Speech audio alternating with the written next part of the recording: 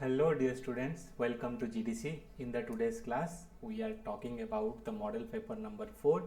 So this model paper is basically based upon the latest syllabus released by Telangana for the exam Telangana Pharmacist. In this video, we are going to discuss 20 important MCQs from biochemistry topic with detailed explanation. Let's start. So let's see the first question. So first question is talk about what is the jelly-like substance that is found floating inside a plasma membrane. Your options are cell sap, cytoplasm, karyoplasm, या mitochondria. So remember the jelly-like structure that is float in the cell cytoplasm is basically nothing but your cytoplasm. So cytoplasms are basically present in the cell membrane. Okay, so cytoplasm present as a cell and float like a jelly like material, and it is composed of 80% of total water.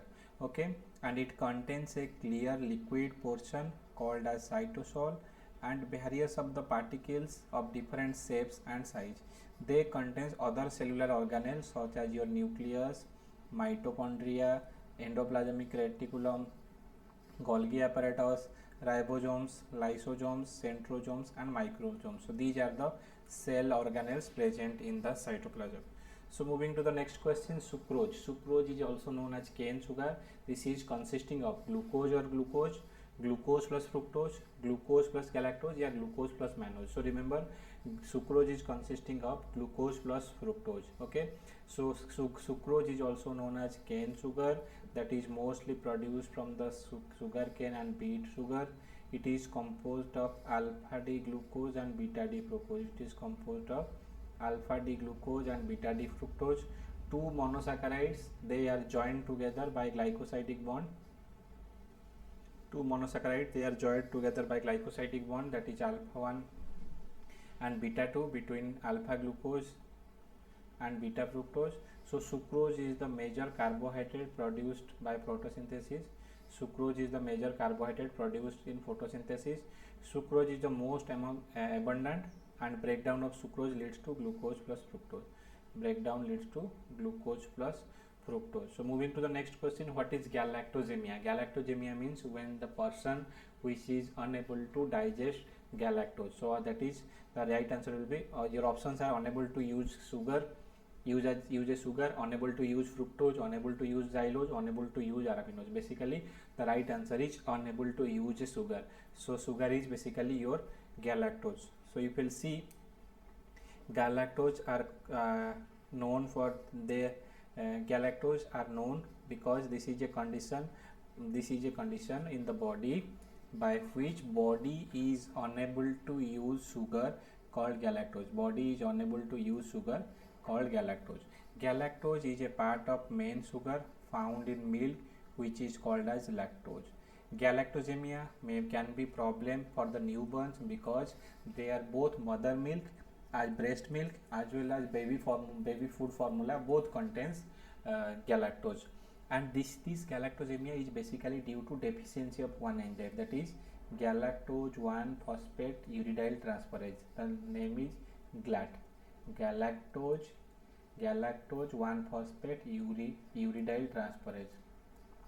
Okay, that basically found, or this particular enzyme not found, or basically we call it as a deficit malfunction in that particular enzyme. Next question is non-reducing sugar which does not react with Benedict reagent. Non-reducing sugar which does not react with Benedict reagent are maltose, sucrose, dextrose, or cellulose. Here if we talk about Benedict test, sucrose is not positive for Benedict test. Let's see what is Benedict test means. So Benedict test is basically used for the identification test for reducing sugar. So what is reducing sugar? If free aldehyde or ketone group are present, we call it as a reducing sugar. The sugar basically reduce cupric ion of copper sulfate to cuprous ion, which will form a yellow precipitate of copper hydroxide and a red precipitate of cuprous oxide. Sucrose contains two sugar, that is fructose plus glucose, and they are joined together by glycosidic bond in a such a way that prevention of glucose isomerized to aldehyde or fructose to alpha hydroxy ketone is formed. So sucrose is thus a non-reducing sugar which does not react with the Benedict ester. Remember, sucrose comes under a non-reducing sugar, okay, NRS. So moving to the next question, globular protein. So globular proteins in oval shape, cube shape, needle shape or square shape. Globule means a circle type of structure, okay. So that is the correct answer is your oval shape. So you can see the explanation. On the basis of shape, proteins are also divided. On the basis of shape, proteins are divided into either globular protein or fibrous protein, okay. So globular proteins, they are spherical or oval structure. Either they are spherical or they are oval in shape. Either they are spherical or oval in shape. They are early soluble. So example is your albumin, globulin and protamines, okay. Next is fibrous protein. The molecules are elongated or needle shaped. These molecules are elongated or needle shaped. Their solubility is minimum. Example of this fibrous protein is your collagen, elastin and keratin. Collagen, elastin and keratin comes under this fibrous protein, okay. So moving to the next question, protein biosynthesis starts from. So there are if I'll draw the structure, the amino acid are CH NH2 COOH. So remember, there is two terminal, N terminal where amino group is attached, C terminal where carboxy group is attached. So protein biosynthesis starts from N terminal amino acid, L terminal amino acid, NH and CO or C double bond group. Basically the protein biosynthesis starts from the N terminal amino acid where the amino group is present, okay. So remember, the protein biosynthesis, the sequence of amino acid forming a backbone of protein and lactase and location, and these we can say these amino acids are joined together by disulfide bond in a protein, that is called as the primary structure of the protein. Similarly, they are called a simple amino sequence. Amino acids joined together covalently with the help of peptide bond. So N terminal is used for the synthesis of protein synthesis. So remember, N terminal of amino acid is basically used for the protein synthesis, okay, N terminal part. So moving to the next question, which of the following are primary derived protein? So primary derived protein. So derived proteins are two types, primary and secondary. So example is coagulated protein, proteins, metal protein, all of these. So remember, all of these are comes under primary protein. If we'll see the classification, so primary derived proteins are coagulated protein, proteins and metaproteins. So what are they? Let's learn.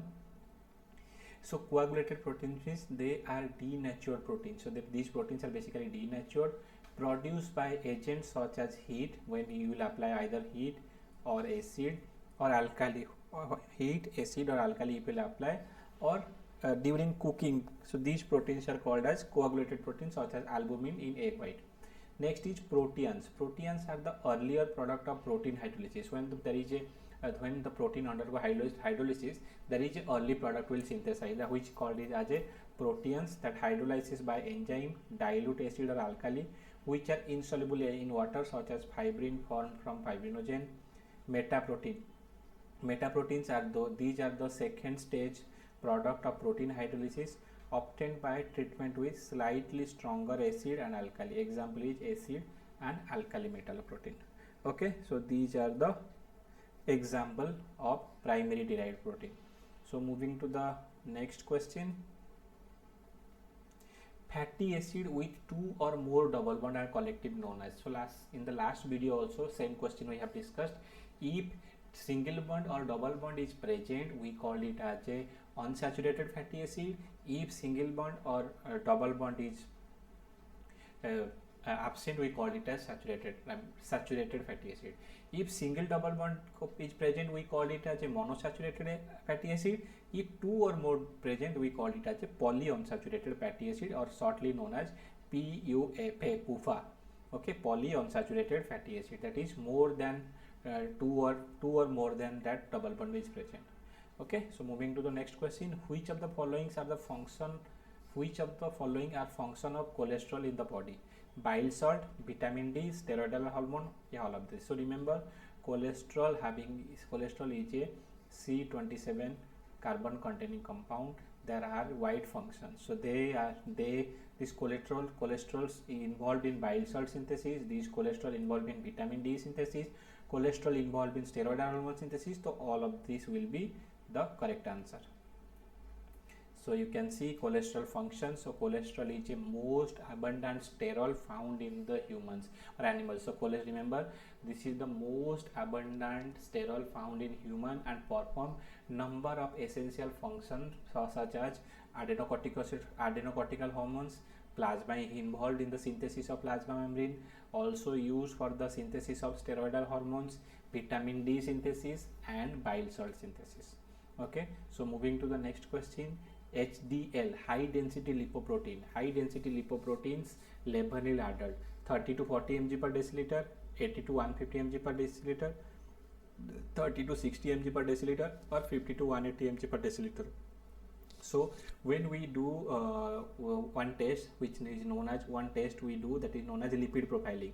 So when during the lipid profiling, what happens is, during this lipid profiling we basically able to know the detailed composition of this our cholesterol.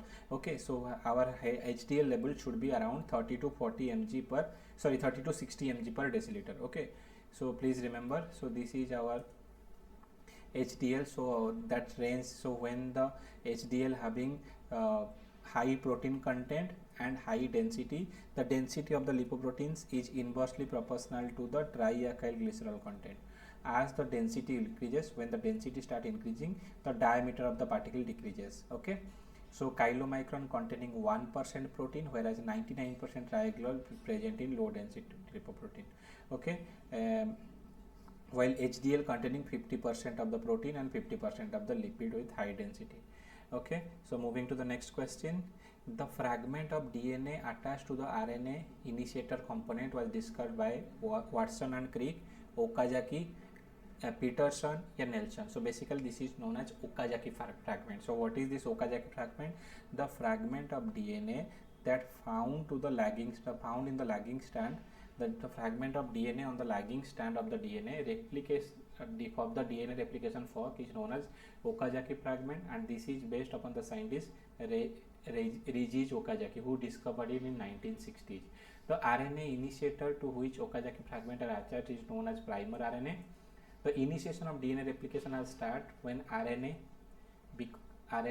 polymerized by RNA polymerase, because the DNA polymerase cannot start DNA replication on its own but extend existing by RNA polymerase can. Okay, this is your Okazaki fragment. Once this Okazaki fragment binds, your initiation for process will be started. Okay, so moving to the next question. Histones are acidic chromosomal protein, basic protein associated with RNA and DNA, acidic polymerase protein, or basic protein associated with DNA. Histone is what? Histone, we call it as a histone. Histone is nothing but this is a basic protein that is associated with DNA. This is a basic protein that is associated with, remember, it is associated with DNA, and second point is this is a basic protein. Okay, this is a basic protein. So histone is a basic protein. This is basically rich in lysine and arginine amino acid. This is basic protein rich in lysine and arginine. Okay, they binds to the negatively charged DNA molecule by the ionic bond. They basically binds to the negatively charged DNA molecule by ionic bond. They have 5 type histone: H1, H2A, H2B, H3 and H4. 5 type: H1, H2A, H2B, H3 and H4. Histone protein that helps in DNA folding, as the DNA is would around the histone core. Okay, you can see this is a histone protein. Okay, they are basically act as a binding core. So the head of each chromosome contains a histone molecule. Okay, this part is contain your histone molecule. Okay, you can see, and 2 copies of each H2A, H2B and H34. Okay, so moving to the next question. What action show in case of large concentration of the product? So question is, what action show in case of large concentration of the product? Inhibition of the reaction, fast fast of the reaction, slow of the reaction, not effect of the reaction. Basically what happens when the product concentration increases, the basically what happens, reaction get inhibited. When the product concentration increases, basically your reaction get inhibited. So concentration on the reaction product. So what happens, an enzyme product complex is a part of the reaction. So what happens basically when enzyme binds with the substrate, there is a formation of enzyme substrate complex, and this enzyme substrate complex further react to form a product. So this product is formed when the product concentration increase during a reaction, that will leads to inhibition of that particular reaction. Thus, so the velocity of the reaction as a equilibrium is basically approached. So it is important to controlling this pathway by negative feedback, such as hexokinase reaction is an example of products inhibition. Okay, when the product will be formed, this reaction will be going to be inhibited. Okay, so moving to the next question. In the enzyme reaction, Km value is known as what? So Km is nothing but this is known as Michaeli-Menteni constant or Michaeli constant. So option A is the right answer. Let's see the explanation. So what it is saying, that enzyme kinetics or Km value, or also known as Michaeli-Menteni constant, when enzyme substrate react, there is a formation of unstable enzyme substrate complex and further production of product. So Km value or Michaeli-Menteni constant is defined as the substrate concentration. This is the substrate concentration at which it produces half maximal velocity in an enzyme catalytic reaction. So at what substrate concentration the enzyme produce half maximal velocity or half maximum velocity during a enzyme substrate concentration or enzyme substrate reaction is known as Km value. So according to Michaeli-Menten equation, V is equal to V max S divided by Km plus S. This is the equation. If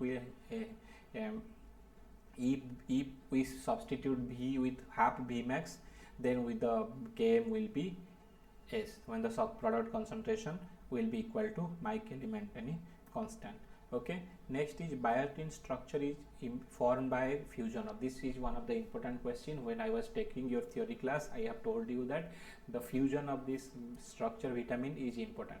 Biotin is basically fused of two heterocyclic ring. One is your imidazole, second one is your thiophene. So option A is the correct answer. Fusion of two heterocyclic ring. One is your imidazole, second one is your thiophene. Let's see. Yeah. So option B, here option B is not correct answer. Here option A is correct answer. Please make sure option A is the correct answer. Remember, biotin is basically consisting of fusion of two heterocyclic ring. One is your thiophene ring, another one is your imidazole ring. Okay, so imidazole and thiophene, option A is the correct answer. So moving to the next question, deficiency of what causes rickets? So rickets is what? So vitamin A, vitamin D, iron or copper. So if we'll see, vitamin A deficiency causes night blindness. Vitamin deficiency in children cause rickets. In adult causes osteomalacia. Iron deficiency causes anemia. Okay, so option B is the right answer. So vitamin D deficiency. Vitamin D is also known as regarded as the sunshine or anti-reactive. Vitamin D is also regarded as a sunshine or anti-reactive vitamin. So its deficiency symptoms in children. Deficiency symptoms in children leads to rickets, whereas in case of adult, deficiency in adult leads to osteomalacia. Okay, I hope this is clear to everyone. So deficiency in adult leads to osteomalacia and deficiency in children leads to rickets. Okay, so moving to the next question. Yeah, night blindness. Just now we have discussed night blindness is basically due to deficiency of vitamin A. Let me tell you other. Vitamin B2 riboflavin deficiency leads to chillosis. cheilosis, glossitis and dermatitis. Vitamin A deficiency leads to night blindness, xerophthalmia,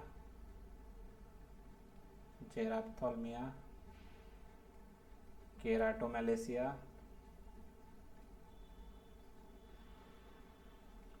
and Biot spot. Vitamin C deficiency leads to scurvy. Vitamin D deficiency leads to rickets and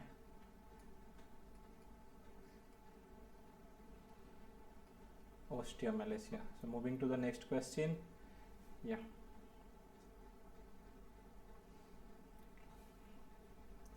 Its deficiency also causes xerophthalmia. That's why it is called as anti-xerophthalmic vitamin. Also, Wernicke-Kosov syndrome is also another disease associated with that. Next question is, which of the following is a end product of protein metabolism? So what is end product of protein metabolism? Ammonia, creatinine, uric acid or urea. End product of protein metabolism is what?